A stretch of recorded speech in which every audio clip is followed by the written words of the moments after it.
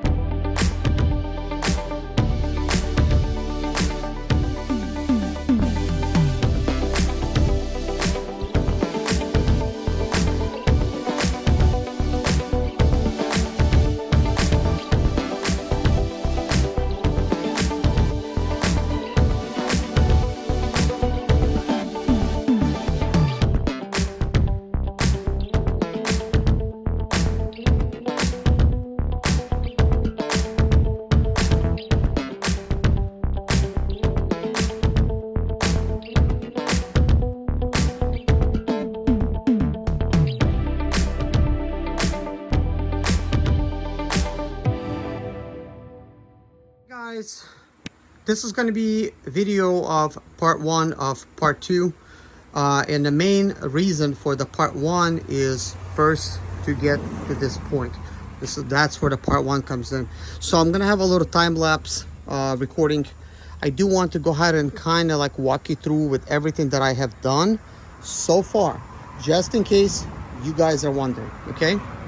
So when it comes to the AC condenser, you do not need to disconnect none of the stuff. There's a little hidden bolt behind here. You might not notice it, but once you remove it, that removes, okay?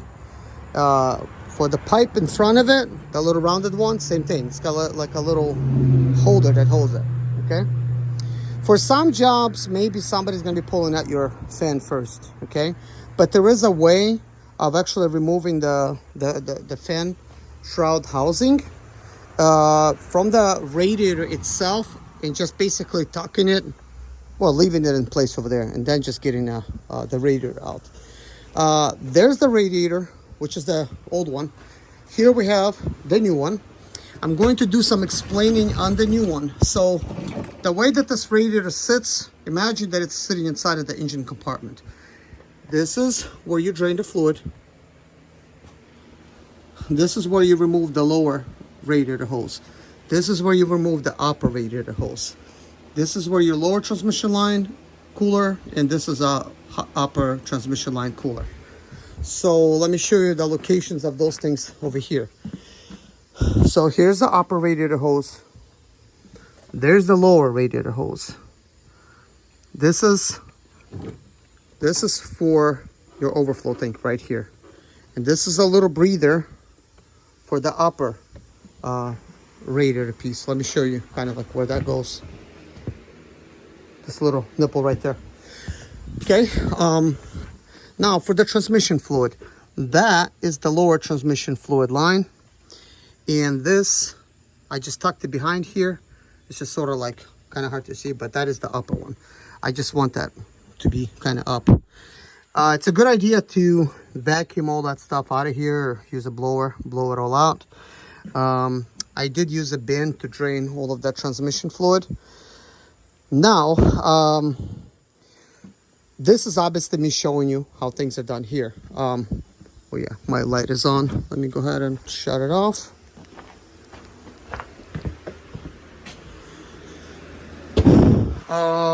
Let's see. Now, for you to proceed, you will first need to pull off the grill. You will then need to pull off the lights. No tools necessary for that. Then you're gonna need to pull off the bumper. The bumper has these mounting points right here. So once you actually take them out, bumper's gonna be starting to be freed from the top. These sides, they slide out. You do need to remove a couple screws on the right. I didn't have any on the left to remove. You will need to disconnect 2 connectors. This just happens to be for the fog lamp, which is like not even there. I'll be installing a set of fog lamps here. As well as I got a clip that's missing over here. It needs to be installed for the washers. But anyways, there's 4 bolts that goes here. So once you remove that, that will slide out. And then of course you're gonna need to remove this radiator support. There's going to be 2 at the top, 1 over here, again 2 over here, 1 over there, and then there's going to be some, like 1 over here, 1 over there, same thing on this side, 1 over there, 1 over there. And you just kind of need to observe and also remove a couple of those things. That one, you know, so you could actually slide this condenser up. So that's pretty much it right there, you know. And then you kind of have everything removed. And as you're disconnecting all this stuff, you know, make sure you catch it, some kind of catch can or whatever. Once that's all done, and also be careful with this sensor of sorts, just sort of like sticking up. So what I did is I just clipped it on to that pipe right there, so it's just kind of tucked in and holding out of the way. Okay, now in this situation here, what I'm saving for tomorrow, I will be removing the fan. That's gonna need to come out. Behind the fan, we do have the water pump sitting right there, and we will need to disconnect some hoses like this one here and some of that stuff.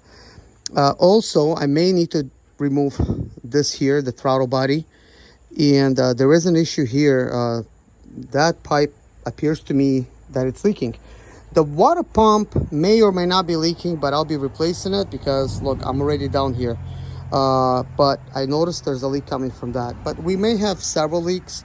It's always a good idea when you're removing these things to inspect everything.